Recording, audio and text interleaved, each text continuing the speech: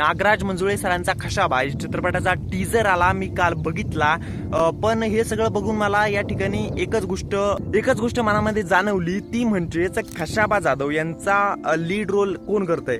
ही एक त्या टीजरमध्ये मिस्ट्री आहे, चित्रपटासाठी मिस्ट्री आहे, जेणेकरून लोकांनी थिएटरमध्ये जाऊन तो चित्रपट पाहावा.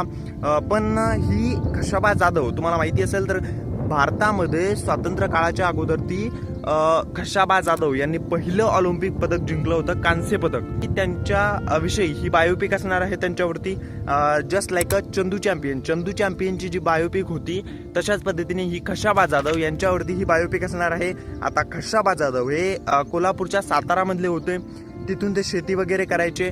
त्यानंतर हळूहळू त्यांचा कुस्तीचा प्रवास सुरू झाला.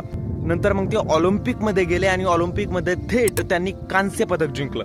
तर त्यांच्यावरती ही बायोपिक असणार आहे. एकूणच याच्यामध्ये कास्टिंग खूप छान आहे, सिनेमॅटिक लुक पण मला खूप छान वाटला. याचं कटआउट जे एडिटरनी खूप छानपणे याचं टीजर कट केलंय, त्याचे व्हिज्युअल्स कट होतात, म्युझिक पण प्रॉपर पद्धतीने त्याचं राहतं, डायलॉग पण म्हणजे प्रॉपर पद्धतीने या सगळ्या गोष्टी समजतात.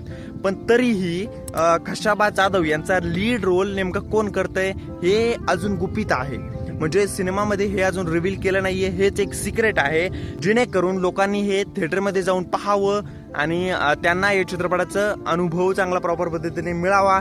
कारण सगळ्याच गोष्टी जर टीजर आणि ट्रेलरमध्ये सांगितल्या गेल्या तर आपल्याला सिनेमामध्ये काही हुक नसतं, काही एक सस्पेन्स भेटत नाही. त्याच्यामुळे आपण सिनेमा पाहत नाही शेवटपर्यंत आणि तो चित्रपट आपल्याला चांगला वाटत नाही. पण नागराज मंजुळे सरांनी याच्यामध्ये खूप जास्त वेळ घेतला आहे. खशाबा या चित्रपटामध्ये जास्त वेळ घेतल्यामुळे आणि त्यांची प्रॉपर पद्धतीने जी कास्टिंग आहे, त्यांचे डायलॉग्स आहे, महेश मांजरेकरांचा पण त्याच्यामध्ये डायलॉग आहे, त्यांना काहीतरी कॅरेक्टर वगैरे दिलंय, अजून काहीतरी प्रॉपर पद्धतीने माहिती नाहीये. पण जसं की त्यांचा टीजर आलाय आता आणि ट्रेलर येईल त्यावेळी तुम्हाला सगळ्या गोष्टी कळून जाईल आणि आपण रिव्ह्यू घेऊनच येऊ. पण बाकी तुम्हाला खशाबा हा चित्रपट कसा वाटला आणि तुम्हाला काय वाटतं की खशाबा हा चित्रपट किती कोटीची कमाई करू शकतो? मी तर सांगेल की 100 कोटी नाही, आता या खशाबा चित्रपटाचं 200 कोटीचं टार्गेट असेल. कारण नवा इतिहास घडवणं हे मराठी इंडस्ट्रीने आता शिकलंय. कारण 2026 हे वर्ष मराठी सिनेमासाठी एक सुवर्ण युग आहे असं आपण म्हणू शकतो. कारण 2026 मध्ये 100 कोटीचे 2 चित्रपट आलेत. एक 120 कोटीचा राजा शिवाजी, एक देऊळ बंद 2 आणि अजूनही बरेचसे चित्रपट आलेत. क्रांतिज्योती विद्यालय बघा आणि आता 2027 मध्ये म्हणजे 1 जानेवारीला हा खशाबाचा चित्रपट येतोय. तर जाऊन थिएटरमध्ये माझ्या हिशोबाने पहा आणि आपल्या मराठी सिनेमाला चांगला प्रतिसाद द्या.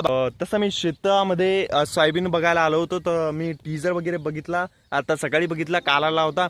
पण मला असं वाटतं की टीजरचा रिव्ह्यू केला पाहिजे. तर मग मी विचार केला की बाबा सोयाबीन पाहता पाहता आता मी घरी चाललो होतो, कारण खूप जास्त पाणी पडला तर आमच्या या शेताकडे गाडी वगैरे येत नाही.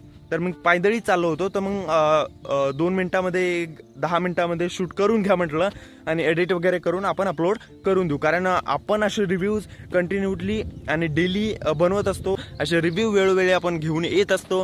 तुम्हाला असे बिहाइंड द सीन बघायचे असेल तर चॅनलला सबस्क्राईब करा, असेच रिव्ह्यू आपण घेऊन येत असतो. आणि सबस्क्राईब करा यार. ओके, ठीक आहे, बाय बाय.